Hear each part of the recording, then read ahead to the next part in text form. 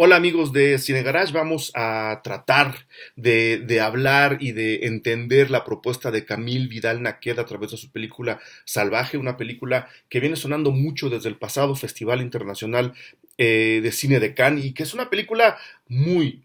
interesante, tanto a nivel visual como por supuesto en la propuesta dramática que está apoyada al 100% en los hombros de Félix Maritot, este actor que interpreta a Leo, un prostituto del París de nuestros días, ¿no? Él es abiertamente homosexual, pero desde el principio de la película lo vamos detectando como alguien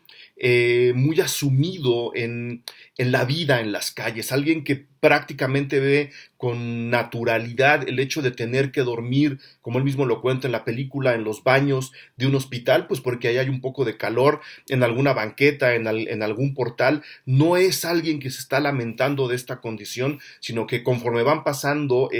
las secuencias, se va entendiendo que él está, digamos, consciente de que es la forma de vida que por lo menos él quiere llevar. Lo interesante de la película es que no hay un señalamiento sobre esta posición de Leo, no hay ni siquiera una especie de juicio sobre él y más importante, no hay una necesidad de parte de Camille Vidal Naquet de oprimirlo más, de sabiendo que ese personaje se siente natural de las calles, oprimirlo y echarle todo tipo de pestes encima y de obstáculos en su vida. Todo lo contrario, la cámara, sí, con cierta brusquedad y con cierta violencia visual, ¿no? Con unos paneos muy marcados, con los saltos propios de la cámara al hombro cuando lo vamos siguiendo a él, con el retrato de algunas peleas que hay en el mundo de la prostitución masculina de la película. Este discurso visual nos va acercando, digamos, a lo áspero de la vida de Leo, pero nada más. Entrando a esa aspereza, no hay una necesidad, y eso se agradece siempre,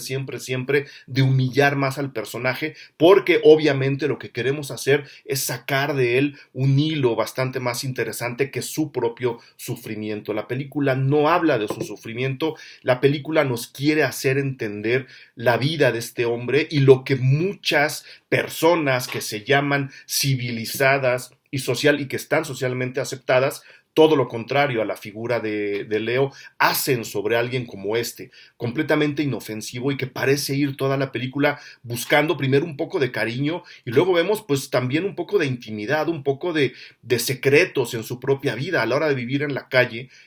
lo tenemos completamente expuesto a los demás, a nosotros mismos y en consecuencia pocos secretos sabemos de él. Hay momentos en la película en donde estos secretos empiezan a abordarnos, ¿no?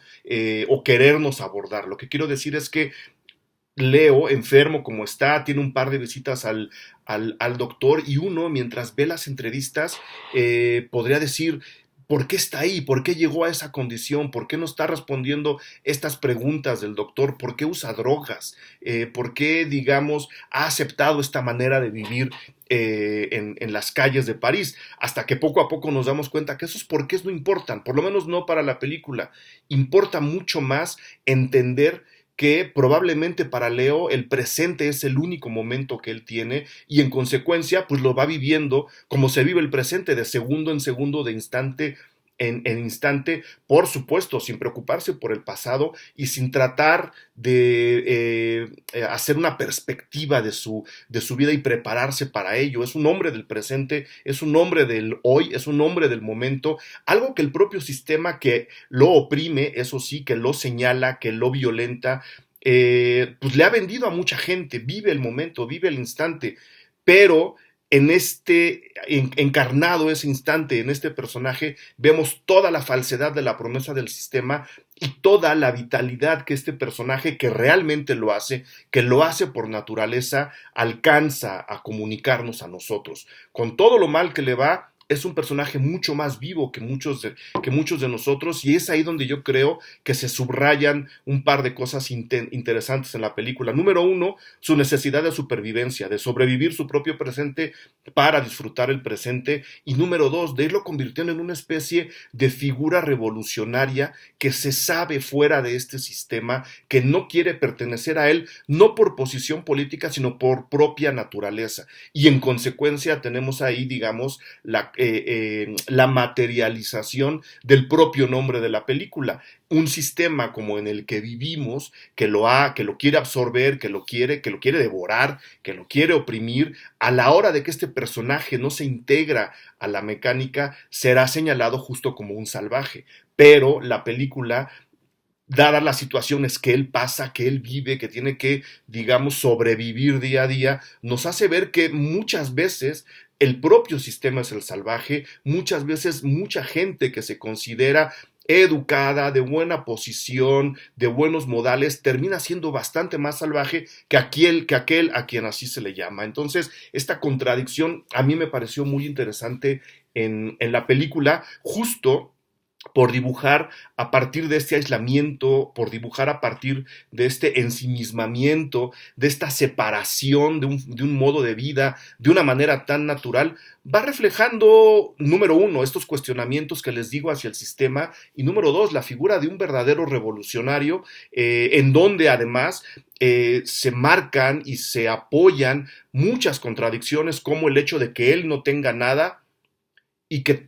mucha gente que lo manipula y que compra su cuerpo incluso, puedan tenerlo todo sin hacer prácticamente nada. La enorme diferencia social en la que vivimos. Y a partir de ahí me puse incluso a pensar en otros personajes solitarios y cómo en otros entornos se les ha retratado, y caí directamente al Joker de Joaquín Phoenix, que en teoría, si lo analizamos en esqueleto, termina siendo una especie de Leo, ¿no? Alguien orillado del sistema, alguien que sabe que no pertenece a ese sistema, alguien que eventualmente también dirá que no quiere pertenecer a ese sistema, pero el Hollywood de nuestros